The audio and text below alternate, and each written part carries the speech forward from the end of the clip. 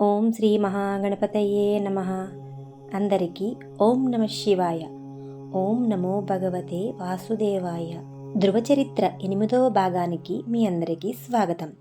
గత భాగంలో ధ్రువుడు కోపాన్ని జయించి యక్షులతో యుద్ధాన్ని విరమించి తన తాతగారైన మనువు చెప్పిన శాంతి మార్గాన్ని అనుసరించడం చూశాం. అనంతరం ధ్రువుడు 36,000 సంవత్సరాల పాటు భూమండలాన్ని ధర్మబద్ధంగా పరిపాలించాడు. కానీ ఎంతటి సుఖభోగాలు ఉన్నా ఆయన మనసు ఎప్పుడూ ఆ శ్రీహరి పాదాల మీదనే ఉండేది. వృద్ధాప్యం సమీపిస్తున్న వేళ ధ్రువుడు తన రాజ్యాన్ని కుమారులకు అప్పగించి ఏ నిర్ణయం తీసుకున్నాడో ఈరోజు తెలుసుకుందాం. ఆ శ్రీమన్నారాయణ ఇచ్చిన వరం ప్రకారం ధ్రువుడు తన రాజ్యాన్ని సుదీర్ఘకాలం పాలించాడు. అయితే అసలైన భక్తుడికి ప్రాపంచిక సుఖాలు ఎప్పుడూ బంధకాలుగానే అనిపిస్తాయి. సమయం ఆసన్నమైందని గ్రహించిన ధ్రువుడు తన పెద్ద కుమారుడైన ఉత్కలుడికి పట్టాభిషేకం చెయ్యాలని భావించాడు. కానీ ఉత్కలుడు ఆధ్యాత్మిక చింతన కలవాడు. అందువల్ల రెండవ కుమారుడైన వత్సరుడికి రాజ్యాన్ని అప్పగించాడు. అన్ని బంధనాలను తెంచుకున్నాడు ధ్రువుడు. ఒంటరిగా హిమాలయాల్లోని బదరికాశ్రమానికి బయలుదేరాడు. అడవికి వెళ్ళడం ధ్రువుడికి కొత్త కాదు. కానీ ఈసారి ఆయన వెళ్తున్నది ఆ శ్రీమన్నారాయణుడిలో ఐక్యం అవ్వడానికి. బదరికాశ్రమంలో ధ్రువుడు గంగానదిలో పవిత్ర స్నానాలు ఆచరిస్తూ అష్టాంగ యోగాన్ని అభ్యసించాడు. ఆయన మనస్సు నిశ్చలమైంది. బాహ్య ప్రపంచంతో సంబంధం తెగిపోయింది. కేవలం ఆ పరమాత్మ జ్ఞానంలో మునిగిపోయాడు.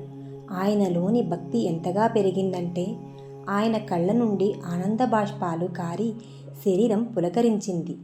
ఆయన హృదయం భగవంతునితో నిండిపోయింది. అలా ధ్యానంలో ఉండగా ఒకరోజు ఆకాశం నుండి ఒక అద్భుతమైన కాంతి భూమికి దిగి రావడం కనిపించింది. ఆకాశం నుండి సూర్యుని కంటే ప్రకాశవంతమైన ఒక విమానం దిగివచ్చింది.